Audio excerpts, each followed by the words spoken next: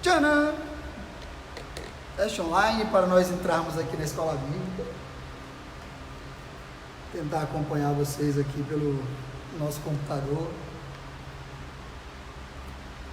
Enquanto o pessoal entra na live, gostaria de informar vocês que nós estamos tendo nossos cultos online nos mesmos horários que ocorrem, regularmente. Sempre uma mensagem de Deus aí com os pastores da nossa igreja, Igreja Quadrangular, aqui em Marabá. Eu espero que vocês aproveitem. Hoje, às 8 da manhã, teve a mensagem com a pastora Antônia. Logo mais às 18 horas nós teremos outra mensagem bíblica, o culto da família.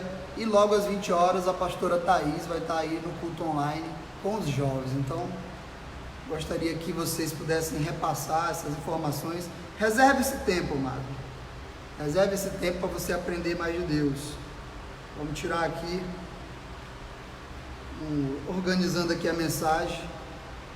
Na escola bíblica de hoje eu vou trazer uma mensagem chamada Deus é o Senhor do Tempo. Aí, vou poder acompanhar vocês por aqui, né?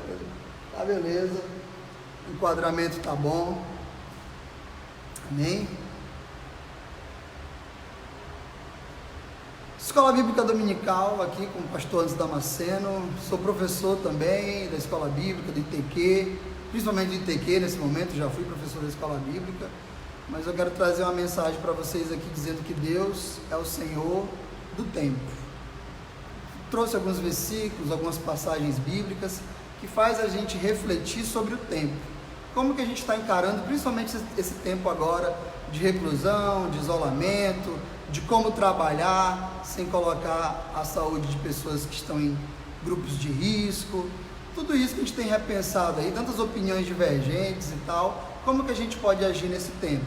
E na palavra de Deus há alguns conselhos, beleza? Então, vamos fazer uma breve oração, pedindo que Deus ilumine nossos pensamentos, que Deus abençoe você aí na sua casa, onde você estiver me acompanhando, que Deus te abençoe através dessa palavra, para que você possa pensar sobre o tempo, como que você está encarando esse tempo da sua vida, amém? Pai Celestial, nós queremos pedir que o Senhor ilumine nossos pensamentos, que a graça do Senhor possa se manifestar em forma da Tua mensagem, em forma de entendimento, de conhecimento, onde a minha palavra chegar, onde alguém estiver me ouvindo nesse momento ou depois que essa live ficar gravada, que essa mensagem sobre como nós encaramos o tempo, sobre como nós estamos usando as 24 horas do nosso dia, principalmente nesse período de tão crítico, de crise, onde as pessoas às vezes não sabem para onde ir. Que a palavra do Senhor nos ilumine nesse momento, que Teu Espírito Santo venha falar conosco agora, para que a gente possa saber, ter direção, ter um alerta, para que a gente possa ter aí um caminho seguro para andar no Senhor. Nós pedimos que o Senhor aumente a nossa fé nesse momento, em o nome de Jesus. Amém? Amados, Deus é o Senhor do tempo, eu não tenho dúvida disso. Nós sabemos que, de acordo com a palavra de Deus, em várias passagens, Deus arquiteta o cenário para a gente viver. Mas antes de entrar nisso, eu queria mostrar para vocês como que o tempo já foi visto. O tempo já foi visto de várias formas. Uma delas é que o tempo ele vence a bomba atômica. Já houve artistas que falaram sobre isso, que o tempo é capaz de vencer a bomba atômica. Teve gente que falou que o tempo ele é um grande tecelão, que o tempo vem de fábrica. Teve pessoas que falaram que o tempo representa a angústia humana, né? O tempo ele é a angústia humana. Já teve outras pessoas que falaram que o tempo ele é, na verdade, ele se une à esperança, ele se une ao amor. E já houve outras pessoas que colocaram o oposto, que o amor e a esperança lutam contra o tempo. E eu gostaria de mostrar para vocês algum desses pontos, alguma dessas formas de ver o tempo. A primeira delas eu encontrei num romance do século XIX, em 1854, tem um escritor da Inglaterra chamado Charles Dickens, que falou sobre o tempo. E no romance que ele escreveu, Hard Times, que é Tempos Difíceis, ele falou o seguinte, disse que o tempo é um velho tecelão, é o mais conhecido de todos os tecelões. Bem, em 1850, metade do século XIX, essa profissão, tecer, produzir tecido, vestir as pessoas, era algo importante, né? Além do alimento, além da moradia, o vestimento é algo muito importante. E nesse romance, Hard Times, o narrador que o Charles Dickens fala que o tempo, ele é um velho, né, um idoso, um senhorzinho, que tem essa profissão de tecer. E a gente percebe isso, né? Essa ideia, o que ele quis dizer com essa ideia de um velho tecelão? Exatamente porque o tempo é uma roupa que a gente se veste, só que nem todo mundo sabe usar, nem todo mundo sabe tecer os fios, né? Não é todo mundo que sabe usar a roupa adequada para cada tempo. Ou seja, tem muita gente que não está sabendo se comportar em tempos de crise. Tem uma outra passagem desse mesmo romance, Tempos Difíceis, que o Dickens fala o seguinte: mas a fábrica do tempo é um lugar secreto. E não é verdade? Onde que o tempo é feito? Onde que o tempo é fabricado? É um lugar que a gente não sabe.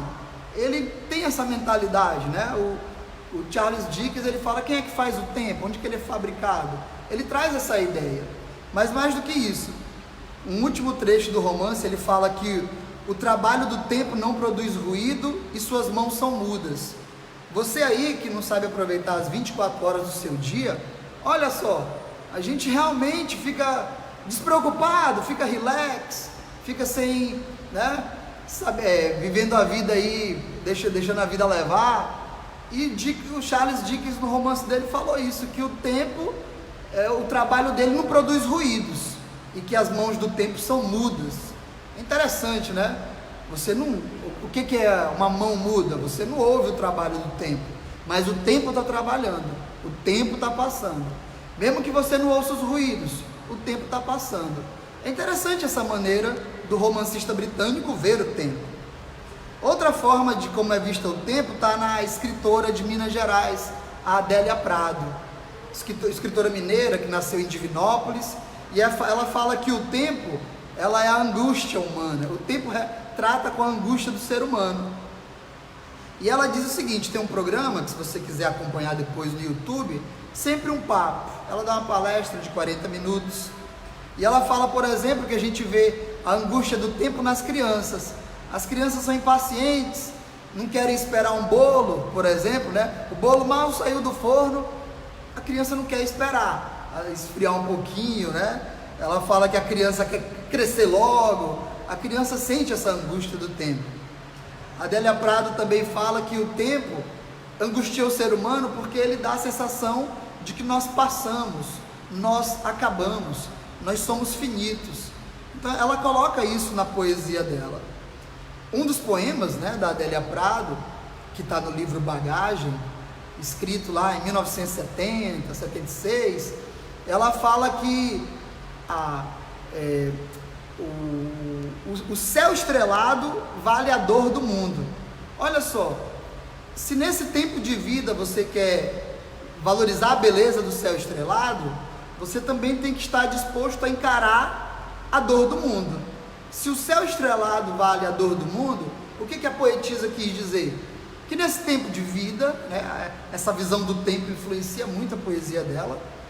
Se você realmente quer um céu estrelado, se você quer a beleza, se você quer uma vida boa, uma vida beata, uma vida tranquila, uma vida feliz, você tem que entender que o preço dessa vida, desse céu estrelado, dessa vida feliz, vale a dor do mundo. E se a gente olhar para a Bíblia também falou, Jesus disse que no mundo nós teríamos aflições, né? Você tem que estar disposto a enfrentar a dor do mundo. Uma terceira pessoa, né? Eu tô falando aqui de algumas pessoas, e eu trouxe umas fotos, né? Para você que não conhece a Adélia Prado, viu? A Adélia Prado, eu tô acompanhando aqui para ver se está aparecendo bem a imagem aí, né?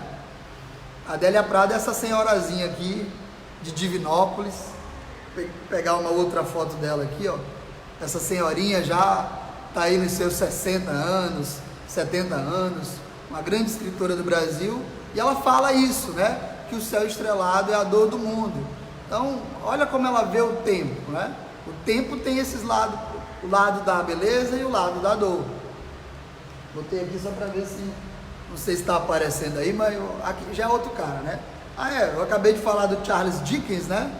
É esse velho aqui que não está com a fisionomia muito boa, mas esse senhor britânico aqui, né? Que está meio assim, contristado, desanimado, ele fala isso, que o tempo vem de fábrica, né? Mas vamos aqui para um terceiro artista que disse o seguinte: o tempo vence a bomba atômica. Olha só, vocês já devem ter ouvido falar do Bob Marley, que foi um cantor jamaicano, né? Ele, na década de 70, ele descobriu que estava com câncer, e ele já sabia que ele estava morrendo um pouco a cada dia, e foi exatamente nesse período que ele escreveu a canção Redemption Song, que seria a canção da redenção. E olha só, nessa letra, o cantor ele pede o seguinte, para as pessoas não terem medo da bomba atômica. Por quê? Porque nenhum deles pode parar o tempo. Olha como Bob Marley enxergava o tempo. Nós sabemos que as pessoas poderosas, ou o ser humano, que chegou num nível de poder, que já domina até a bomba atômica, Bob Marley disse que a gente não precisa ter medo da bomba atômica. Por quê? Porque essas pessoas não têm o poder de controlar o tempo. Olha que interessante. Na música dele, Redemption Song, ele diz a seguinte frase, né? Have no fear for atomic energy. Não tenha medo pela bomba atômica. Because none of them can stop the time. Porque nenhum deles pode parar o tempo. Então, olha a consciência nessa música. Bob Marley enxergava o tempo da seguinte maneira: o homem não tem poder sobre o tempo.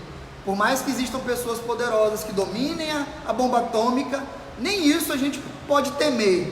Gente, se a gente não pode, na visão dos artistas, de cantores, que a gente sabe que Bob Marley reconhecia Jesus, eles falavam de Cristo, não é assim o melhor exemplo para nós, assim como o Dickens, né? A gente não vai entrar nessa questão moral, mas vamos entrar nessa questão do que eles estão dizendo nessas canções.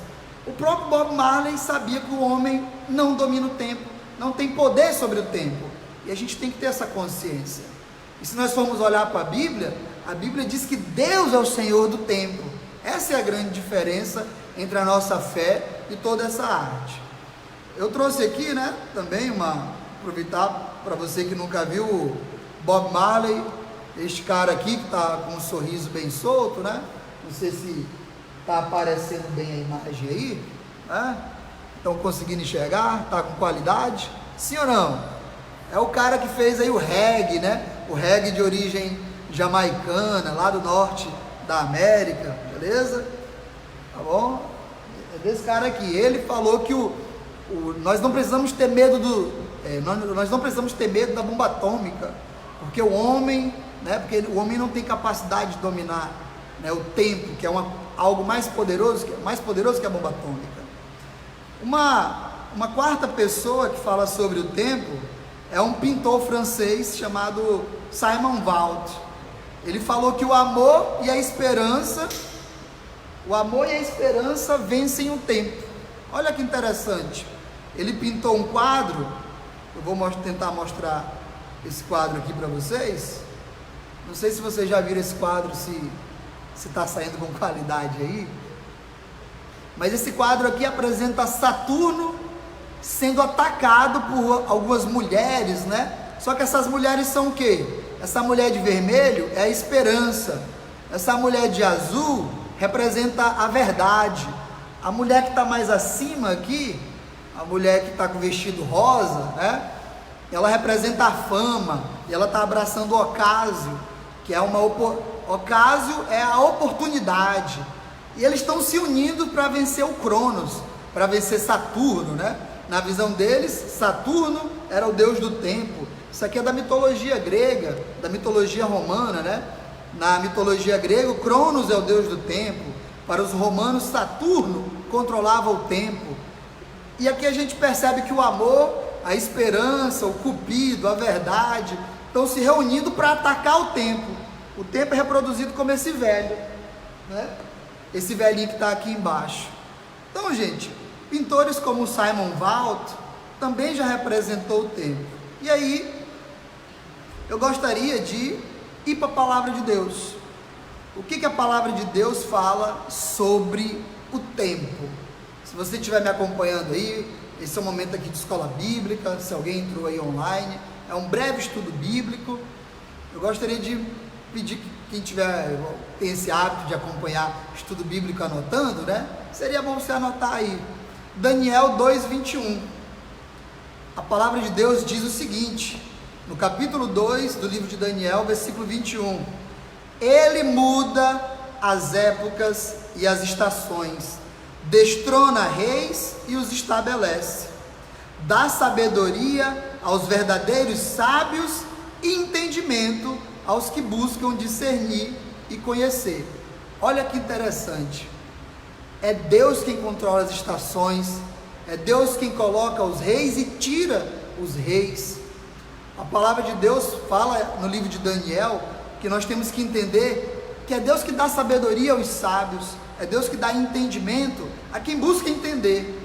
E o Brasil, aqui em Marabá, no Pará, né, a gente está passando por esse momento tão delicado que a gente precisa de sabedoria, a gente precisa buscar entendimento em Deus, entendimento em Jesus Cristo, para poder nos orientar. E aqui tem algo maravilhoso, é Deus que muda as épocas. A gente não pode negar que Deus está permitindo que aconteça esse cenário, não só no Brasil, mas no mundo, e é esse próprio Deus, o Senhor Deus, o Deus Altíssimo, é Ele que muda as épocas, é Ele que estabelece as estações.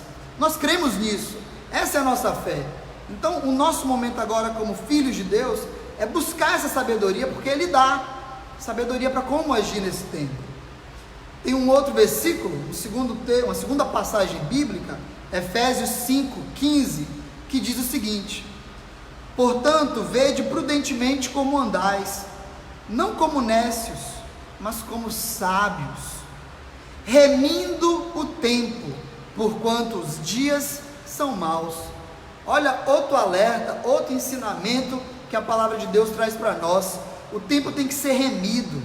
Efésios 5:15 e 16 fala que nós temos que remir o tempo, porque os dias são maus. Nós estamos em tempos difíceis. É um dilema.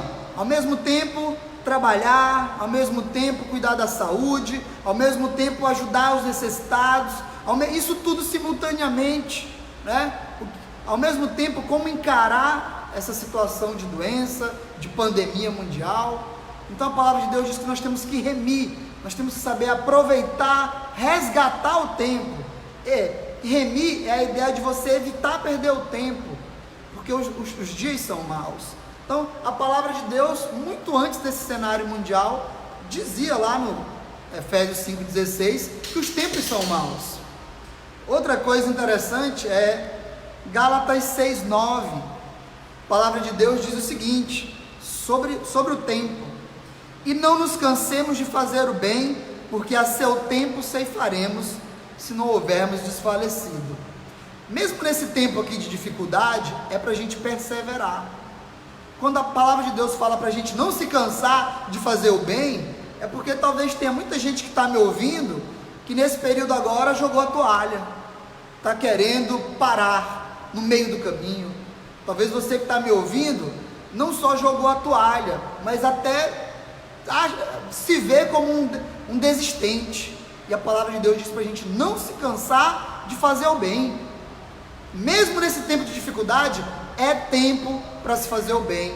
É isso que a palavra de Deus nos diz. Não se canse, continue plantando, continue se esforçando em nome do Senhor Jesus.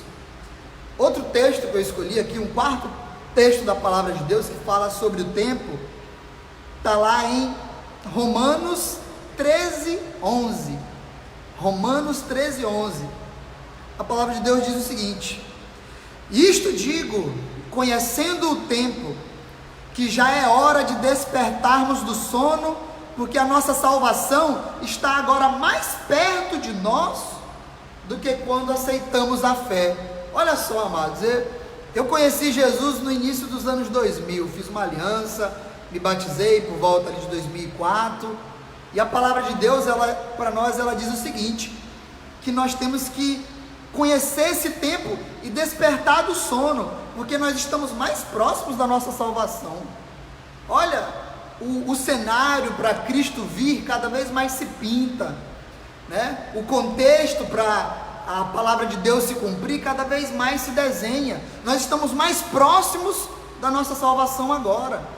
É momento de aumentar a nossa fé. Não é tempo de dormir, não é tempo de ficar adormecido, não é tempo de ficar anestesiado como se nada tivesse acontecendo. Não, não, não. A palavra de Deus nos encoraja, a palavra de Deus nos motiva. Nós cremos que esse é o tempo da nossa salvação.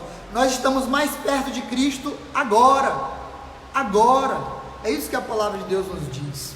E aqui um penúltimo versículo da palavra de Deus, nesse estudo de hoje, é Marcos 13:32, que diz o seguinte: mas daquele dia e hora ninguém sabe, nem os anjos que estão no céu, nem o Filho, senão o Pai.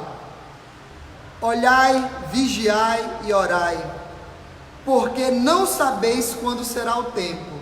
Marcos 13:32 talvez seja o versículo que mais as pessoas têm comentado. Não comentado o versículo diretamente, mas comentado sobre esse conteúdo. Mas daquele dia e hora ninguém sabe, nem os anjos que estão no céu, nem o Filho, senão o Pai. Olha, se você me perguntar quando que Cristo vem, a palavra de Deus é clara, ninguém sabe, só Deus sabe. Mas olha, se tem uma coisa que a gente precisa saber, é que nós temos que viver hoje, vigiando, vivendo de tal maneira que agrada a Cristo. Isso que é importante. É essa certeza que nós temos que viver. Se no dia de hoje nós estamos vivendo de uma forma que agrada a Cristo, vigiando, orando. Nós estamos aqui estudando a palavra de Deus, estamos reservando esse momento aqui para orar, para estudar a Bíblia Sagrada. E olha, se tem uma coisa que nós precisamos saber é que Deus sabe a hora em que tudo vai se cumprir, onde esse cenário da vida de Cristo de fato vai se realizar. O que cabe a mim, o que cabe a você, é que a gente possa sim aproveitar esse tempo para ter certeza que nós estamos orando, vigiando, vivendo da maneira como se estivéssemos despertos mesmo para a vinda de Cristo. Amém? E aqui eu quero encerrar esse estudo bíblico, claro, para falar do tempo, né? A palavra de Deus tem muitas mensagens sobre o tempo, né? Eu queria encerrar essa mensagem com o texto que está lá em Eclesiastes capítulo 3. Vocês sabem que Eclesiastes 3, do 1 a 11, tem um dos textos que mais faz a gente refletir, e eu queria encerrar esse estudo bíblico, a gente usando Eclesiastes 3, 1 em diante, para a gente meditar. E a palavra de Deus diz o seguinte: para todas as realizações há um momento certo.